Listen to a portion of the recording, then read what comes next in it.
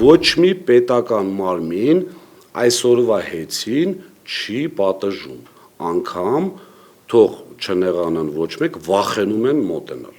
որովհետև համապատասխան սուբյեկտը ունի 100%-անոց քարտ բլանշ, ուղղակի վերջը լավ լինի, որովհետև ինքը գործողվել է այդտեղ ինչ-որ բան գտնելու։ Հեծի շուրջ ստեղծված իրավիճակը ոչ թե բիզնես շահերի, այլ ընդդիմադիր դաշտի վերաձևման փորձի արտահայտություն է։ Այստեղ երկրորդ կարծիք լինել չի կարող, պնդում է Հեծի նախկին տնօրեն Դավիթ Ղազինյանը։ Իմ կարծիքով ավելի շատ խնդիրը դրված էր, որպես այսպես պատկերացրեք դեռևս կուսակցություն չհիմնած, բայց ընդդիմադիր դաշտում ամենաշատ այս սոցհարցումներով ձայն ունեցող մարդուն սևացնել, արանքից հանել։ Կրքերը Հեծի շուրջ չեն մարում, այժմ քննարկումների կենտրոնում է սակագնի իջեցման առաջարկը, որն ըստ ընկերության ներկայացվել է ՀԾԿՀ-ին։ Տաշիր կապիտալի կողմից հունիսի 6-ին առաջարկ էր եղել իջեցնել էլեկտրաէներգիայի սակագինը ու ստացվել էր պատասխան, որ սակագինը տարվա վերջում կվերանայեն։ Այս հայտարարությունից հետո ՀԾԿՀ-ն մեկնաբանել էր, որ մի կողմից դիմել են սակագնի իջեցման համար, մյուս կողմից առաջարկել են հաշվարկներում ավելացնել նախորդ 6 ամսում իրականացված ներդրումների ծավալները շուրջ 12 միլիարդ դրամ։ Սրանից հետո Դավիթ Ղազինյանը հրապարակել էր ՀԾԿՀ-ի նիստի այն ձայնագրությունը, որտեղ առաջարկում էին 12 միլիարդով ավելացնել ներդրումային ծրագիրը։ Տաշիր կապիտալը, Տաշիր գրուպը ասում էր, որ թույլ տվեք մենք 12 միլիարդով ավել այս տարի այսպես գծեր սարքենք, մալուխներ վերանորոգենք եւ դրա փոխհատուցումը, իմ խոսքում, եթե լսել եք ձայնագրությունը, դրա փոխհատուցումը երբ գումար կունենաք տվեք, այսինքն հետաձգելով փոխհատուցումը, ընդհանուր, եթե չեմ սխալվում, խոսքեր գնում անգամ 30 տարվա մասին։ Եվ եթե չէ, խնդրեմ, մենք պատրաստ ենք մեր շահույթի հաշվին, այսինքն ակնհայտ սուտ տեղեկություն։ Սա ստերից հերթական էր, ասում է Ղազինյանը, մեկ այլ սուտ էլ հնչել է առաջարկվող գնիչեցման թվի մասով։ Մասնավորապես ՀԾԿՀ-ն ասել էր, որ նախատեսվող գնիչեցումը 12 միլիարդ ներդրման պարագայում ընդամենը 0,2 դրամ էր կազմելու։ 3,6 միլիարդը, այս պահին 1,6 միլիարդը մոտավորապես բնակչությունը հոկտեմբերի 1-ի դրությամբ, եթե հանում ենք 3 ամիս, մոտավորապես 1,2 միլիարդի կարգի է եղել այդ ժամանակ, երբ որ մենք ասել ենք սակագին իջացրեք, այսինքն ավելացված գումարը բաժանել 1,2 միլիարդ ծախսի վրա, անում է 3 դրամ։ Հիմա արդեն հաշվի առնելով, որ 3,6 միլիարդը դարձել է 7,2 միլիարդ,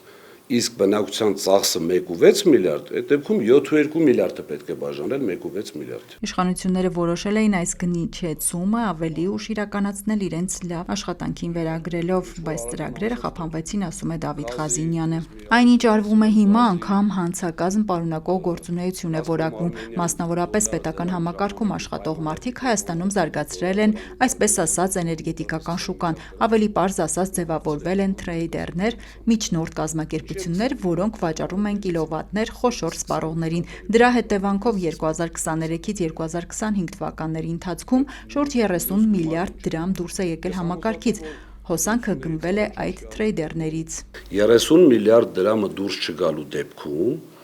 դե պատկերացրեք արդեն տարեկան մոտավորապես 2 միլիարդ կիլովատ ծախսող ամբողջ բնակչությունը, մենք դուք բոլորս, բնակչությունը միջազգային հասկացություն, դա բնակիչ բաժանորդներն են, ամբողջ Հայաստանի բնակչությունը։ Պատկերացրեք, որ տարեկան մոտավորապես 5 դրամ մենակ այդտեղ կարող է իջեցում լինել։ Իսկ եթե մեր կիրառած մեթոդին սոցիալապես անապահով խավերին այնտեղ տարբեր սակագներ ունենք, մինչև 200 կիլովատ, մինչև 300, մինչև 400,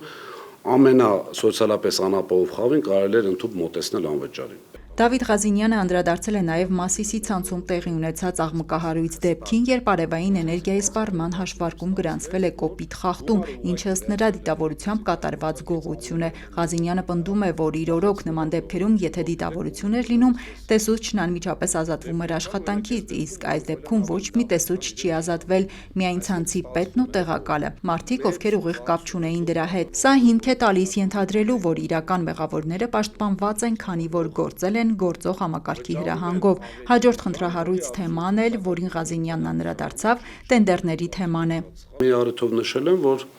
ասում են ժամանակին 2-3 էր, հիմա 14-15 մի դեպքում ինչ-որ 70 էին նշել, կոչ եմ անում կառավարչին, այո, մասնակիցների քանակը, իբրև թե մենք մասնակիցներին թույլ չենք տալի, չենք ներգրավում, կոչ եմ անում, որպեսզի հրապարակեն այդ բոլոր մասնակիցների անունները, գործունեության ոլորտը միջև այս տենդերներին մասնակցել է եւ այսպես ֆինանսական բարձիկի չափը։ Ինչի համար, որովհետեւ դրանք մեծ տենդերներ են, չի կարելի նոր բացված, չգիտեմ, 10 օրվա ինչ որ կազմակերպության վստահել այդպիսի տենդերներ։ Եթե չհրապարակեցին ամբողջությամբ, չվերցնեն 70-ից 5-ը, որոնք ինչ որ պատմություն են, եթե չհրապարակեցին, սա հերթական սուտն է, ես համոզված եմ, որ սա հերթական սուտն է։ Իշխանությունն ու դատախազությունը 3 ամիս է հայտարարում են, թե իբր էներգետիկ համակարգում գործել են հանցավոր սխեմաներ, բայց մինչ օրս որևէ բացահայտում չկա։ Ինչու, հարց է ուղղում Ղազինյանը։ Վարույթը պետք է տևեր 3 գումարած 1 ամիս։ Իմիջիայլոց ձեզ ասեմ, այդ պլյուս 1 ամիսը դա բացառիկ դեպքերում է արվում։ Ինչ որ ֆորս մաժորային, ինչ որ խնդիրների։ Հիմա ձեզ մոտ հարց չի առաջանում, ինչի երկարացվեց եւս 1 ամիս։ Ինչի 3 ամսում չավարտեցին այդ վարույթը։ Ես դրա պատասխանն ունեմ, որովհետեւ ոչ մի բան չեն գտել, որով կարող են գնալ, կարող է գտել են ինչ որ բաներ, որոնք տուգանքի ենթարկելու, տույժի նկատողությամբ, բայց լիցենզիայի ձեռքելու հիմք չեն գտել։ Ես ձեզ ամենայն պատասխանությամբ հայտարարում եմ, ստիպված որոշում են կայացրել իրենց իմիջի հաշվին եւս 1 ամիս երկարացնել, որպեսզի փորձեն այս 1 ամսվա ընթացքում ինչ որ մեկին բռնեն, չգիտեմ, մի բան էլի տենց զրպարտող, մի բան, իրենց սովոր են իրենք։ Եթե հեծը զրկվի լիցենզիայից, այս սցենարի դեպքում 3-ամսյա ժամկետ կա սեփականատիրոջ հետ բանակցությունների համար, եւ եթե բանակցությունները արդյունք չեն տալիս, օտարվում է, կարող է որպես գնորդ պետությունը հանդես գալ ու հանձնաժողովի նախագահն իրավունք ունի կառավարիչ նշանակելու, անգամ նույնին վերանշանակելու։ Ես անցած անգամ հայտարարեցի, որ իրեն շատ լավ է զգում կառավարիչը իր հանուն Հայաստանի Հանրապետության 6 թե 7 անգամ ավել աշխատավարձ է ստանում եւ շատ հարմարավետ է զգում 5.5 միլիոն։ Դե արդեն հրապարակված թիվ է, բայց 690 թե 790 հազար ստացել է այդ նախկին պաշտոնում, ինչ էր, այն որ պետք է հասկեր ամբողջ հանրապետության պետական այո, որպեսզի կոռուպցիա չլիներ։ Այնինչ հիմա տեղի է ունենում մեկ նպատակ ունի սևացնել Սամվել Կարապետյանին, իսկ սա Ղազինյանը ոչ այլ ինչ, քան պարզ քաղաքական հետապնդում է համարում։